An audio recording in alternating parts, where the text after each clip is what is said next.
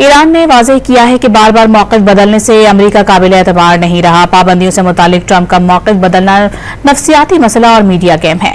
वाज़ेह मिसालें मौजूद हैं कि सुबह कोई बात की जाती है और दोपहर में पाबंदियां लगा दी जाती हैं। खेल की बजाय मसाइल के हल के लिए संजीदा इक़दाम होने चाहिए। तेहरान में ईरानी वज़ारत ख़ारजा के तर्जुमान इस्माइल बक़ाई ने न्यूज़ कॉन्फ्रेंस में कहा कि नहीं भूलना चाहिए कि सिफारती अमल के दौरान ईरान पर जारहियत की गई। अक़वाम मुत्तहिदा ईरान पर जारहियत करने वाले हमला आवरों की निशानदही करे। सलामती कौंसिल ईरान पर जारहियत बाज़ाबता तौर पर तस्लीम करे और सहूनी हुकूमत और अमरीका को जवाबदेह ठहराने के लिए इक़दाम किए जाएँ। जो कुछ हुआ आलमी कानून और अक़वाम मुत्तहिदा चार्टर के मुताबिक जारहियत था। तर्जुमान ने कहा कि आलमी एटमी एजेंसी के डायरेक्टर जनरल के इक़दाम से गैर मुतमईन है।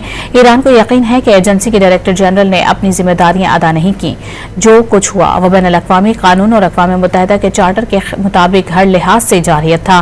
बैनुल-अक़वामी इदारों खासकर अक़वाम मुत्तहिदा से हमारा मुतालबा है कि हमला आवरों की निशानदही की जाए। हमला आवर वाज़ेह है। अक़वाम मुत्तहिदा की सलामती कौंसिल इस जारहियत को बाज़ाबता तौर पर तस्लीम करे और सहूनी हुकूमत और अमरीका को जवाबदेह ठहराने के लिए ज़रूरी इक़दाम किए जाएँ।